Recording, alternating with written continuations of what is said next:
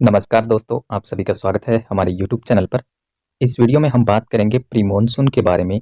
Pre monsoon season के दौरान देश में कितनी बारिश की एक्टिविटी जो है वो देखने को मिलेगी और समुद्री कंडीशन किस प्रकार से प्री मानसून सीजन के दौरान देखने को मिलेगी। तो इस वीडियो में हम डिटेल से बात करेंगे सभी टॉपिक पर। प्री मानसून सीजन क्या होता है कि मानसून से कुछ समय पहले यानी कि कुछ महीने पहले जो बारिश की गतिविधियां होती हैं उसे प्री मानसून एक्टिविटी कहा जाता है। प्री मानसून एक्टिविटी यानी कि मार्च से लेकर के मई तक जो भी बारिश की एक्टिविटी होती है वो प्री मानसून एक्टिविटी के अंतर्गत आती है। हालांकि उत्तर भारत में ज़्यादातर प्री मानसून बारिश जो है वो जून में होती है। यानी कि उत्तर भारत में मानसून 20 जून के आसपास ज़्यादातर भागों में पहुंचता है। इससे पहले जो भी बारिश की एक्टिविटी होती है वो प्री मानसून एक्टिविटी के अंतर्गत आती है। जबकि मध्य भारत और दक्षिण भारत, पूर्वी भारत में प्री मानसून एक्टिविटी जो है वो मई में ज़्यादातर देखने को मिलती है और 1 जून को केरल में मानसून पहुंच जाता है। तो मानसून के आगमन से पहले जो एक्टिविटी होती है यानी कि प्री मानसून सीजन के दौरान हवाओं में बदलाव होना शुरू हो जाता है।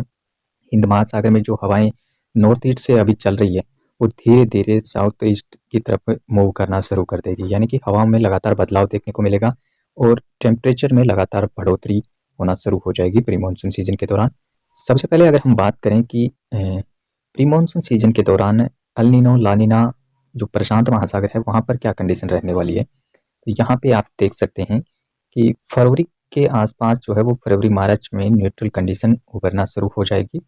और इस पे देख सकते हैं अभी जो अल नीनो की कंडीशन जो बनी हुई है वो प्री मानसून सीजन से डाउन होना शुरू हो जाएगी। आप देख सकते हैं यहाँ पे अप्रैल मई जून तक न्यूट्रल कंडीशन काफ़ी ज़्यादा ऊपर की तरफ आपको दिखाई दे रही होगी।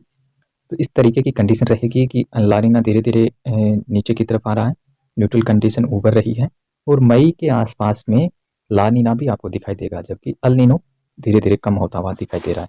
तो ये कंडीशन जो है वो थोड़ा सा प्रशांत महासागर में भी थोड़ा बहुत सुधार देखने को मिलेगा और जबकि मानसून सीजन में काफ़ी स्थितियाँ बदली जा सकती है यहाँ पर। इसके बाद अगर हम बात करें कि हिंद महासागर में आयोडी की जो स्थिति है वो प्री मानसून सीजन के दौरान किस तरीके से देखने को मिलेगी, तो अभी आप यहाँ पे देख पाएंगे कि जनवरी में जो कंडीशन है वो आयोडी की पॉजिटिव बनी हुई है और ये धीरे धीरे न्यूट्रल की तरफ बढ़ता हुआ दिखाई दे रहा है आपको। और मार्च अप्रैल मई में आप देखेंगे आयोडी न्यूट्रल रहेगा। अभी जो पॉजिटिव आयोडी की कंडीशन बनी हुई है वो धीरे धीरे न्यूट्रल की तरफ अग्रसर हो रही है और हो सकता है कि मानसून सीजन के दौरान ये कंडीशन आपको नेगेटिव आयोडी के रूप में भी देखने को मिल सकती है। तो इसके बारे में हम आगे भी आपको मानसून का जब वीडियो बनाएंगे उसमें हम चर्चा करेंगे। और इसके साथ ही एमजीओ की अगर हम बात करें तो एमजीओ जो है वो प्री मानसून सीजन के दौरान बहुत ज़्यादा प्रभावी होने के चांसेस नहीं हैं और हो सकता है कि मई में जाकर के एमजीओ का थोड़ा इम्पैक्ट पश्चिमी हिंद महासागर के भागों में दिखना शुरू हो जाएगा। तो मई में जाकर के एमजीओ की स्थिति थोड़ी सी फेवरेबल रहेगी, उसके चलते गतिविधियों में भी थोड़ा बदलाव होगा, विशेष करके अरब सागर में। तो यहाँ पे आप देखेंगे ये जो है वो मार्च का प्रेडिक्शन है। मार्च में कुछ इस तरीके की स्थितियाँ रहेगी जिसमें आप देख सकते हैं कि बहुत ज़्यादा बारिश की संभावनाएं है नहीं मार्च महीने के दौरान। कुछ भागों को छोड़ करके देश के तमाम इलाकों में सामान्य से कम वर्षा होगी या फिर सामान्य के आसपास आंकड़ा दिखाई दे रहा है। उत्तर भारत के मैदानी राज्यों में आप और पर्वतीय राज्यों में देखेंगे हिमाचल, उत्तराखंड, हरियाणा, पंजाब, दिल्ली, उत्तर प्रदेश के पश्चिमी भागों में, राजस्थान के उत्तर पूर्वी भागों में यहाँ पर सामान्य से कम वर्षा मार्च के दौरान देखने को मिलेगी। कुछ ही समय एक्टिविटी होने के चांसेस हैं, बहुत कम बारिश है यहाँ पर। साथ ही पूर्वी जो भारत के इलाके हैं नागालैंड, मणिपुर, मिजोरम, त्रिपुरा के, यहाँ पर भी सामान्य से कम वर्षा होगी। लेकिन आप ये जो रीजन देख रहे हैं मेघालय के कुछ भागों में, असम के पश्चिमी भागों में, सिक्किम, बिहार, झारखंड, पश्चिम बंगाल, इस रीजन में सामान्य से ज़्यादा बारिश होने के चांसेस हैं। साथ ही जम्मू कश्मीर के पीओके जो इलाका है यहाँ पर डब्ल्यूडी के इम्पैक्ट से सामान्य से ज़्यादा बारिश होने के चांसेस हैं, जबकि लद्दाख रीजन में कम वर्षा होगी। इसके अलावा मध्य भारत में भी कोई खास एक्टिविटी होने की चांसेस है नहीं। केरला में जरूर थोड़ी बहुत सामान्य के आसपास एक्टिविटी पहुंच सकती है। इसके बाद अगर हम बात करें अप्रैल महीने के दौरान जो गतिविधियां हैं वो थोड़ी सी बढ़ने वाली है और विशेष करके जो पूर्वी घाट का जो रीजन है, पश्चिमी घाट का जो साउथ इंडिया का रीजन है, यहाँ पर एक्टिविटी बढ़ने की संभावना है, जिसमें आप देखेंगे महाराष्ट्र, कर्नाटका, केरला, तमिलनाडु, आंध्र प्रदेश, तेलंगाना, साथ ही छत्तीसगढ़ के इलाके शामिल हैं, उड़ीसा, बिहार, झारखंड, पश्चिम बंगाल। ये जो रीजन है यहाँ पर सामान्य से ज़्यादा वर्षा होगी। अप्रैल के दौरान लगातार यहाँ पे प्री मानसून एक्टिविटी जो है शुरू हो जाएगी। विशेष करके अगर हम कम वर्षा की बात करें तो पूर्वी भारत में तो अप्रैल में बहुत ही कम वर्षा होगी। बहुत कम वर्षा यहाँ पे दिखाई दे रही है, आपको देख सकते हैं।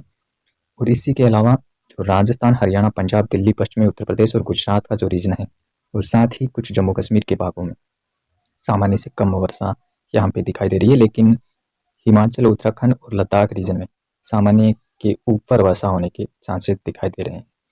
तो अप्रैल में जो है वो एक्टिविटी साउथ पेनिनसुलर रीजन में थोड़ी सी ज़्यादा रहने की संभावनाएं हैं। मध्य भारत में हालांकि बहुत ज़्यादा डेफिशिएंसी नहीं रहेगी, लेकिन पूर्वी भारत के राज्यों में और पश्चिमी जो कुछ इलाके हैं, राजस्थान, हरियाणा, पंजाब और गुजरात के, यहाँ पर कम वर्षा अप्रैल में होने के चांसेस हैं। इसके बाद अगर हम बात करें मई के दौरान पूरे देश में जो रेनफॉल एक्टिविटी है वो किस तरीके से देखने को मिलेगी। मई में विशेष रूप से एक चक्रवाती सिस्टम भी उभर सकता है, ऐसे संकेत अभी तक दिखाई दे रहे हैं, विशेष करके अरब सागर में। अरब सागर में यहाँ पे ये सिस्टम उभरने के संकेत इसलिए भी हैं कि इस समय एमजीओ की जो स्थिति है वो पश्चिमी हिंद महासागर के भागों में दिखना शुरू हो जाएगी, जिसके चलते यहाँ पर स्पोर्ट पूरा रहेगा और यहाँ पे कोई बड़ा सिस्टम उभर सकता है। अभी भी यहाँ पे इंडिकेशन आप थोड़ा बहुत देख सकते हैं। इसके अलावा बारिश की अगर हम बात करें तो बारिश कुल मिलाकर के देश में कुछ भागों में है कम वर्षा होगी, जिसमें गुजरात है, दक्षिण पूर्वी राजस्थान के इलाके हैं और दिल्ली और आसपास के भागों में कम वर्षा होगी। साथ ही जो उत्तर प्रदेश के मध्य भाग हैं, मध्य पूर्वी भागों में सामान्य वर्षा होगी, जबकि बिहार के पश्चिमी भागों, उत्तरी छत्तीसगढ़, पूर्वी मध्य प्रदेश के कुछ भागों में कम वर्षा होगी। तो वहीं पर महाराष्ट्र, दक्षिणी छत्तीसगढ़, तेलंगाना, आंध्र प्रदेश, उड़ीसा, झारखंड के और बिहार के पूर्वी भागों में, पश्चिम बंगाल में, त्रिपुरा, मिजोरम, मणिपुर, नागालैंड में सामान्य से ज़्यादा वर्षा होने के चांसेस बन रहे हैं, जबकि दक्षिणी कर्नाटका और केरला में सामान्य से कम वर्षा होने के चांसेस हैं। इसी के साथ आप देखेंगे राजस्थान के पश्चिमी भागों में, विशेष करके जैसलमेर, बाड़मेर के भागों में सामान्य से ज़्यादा वर्षा होने के चांसेस हैं।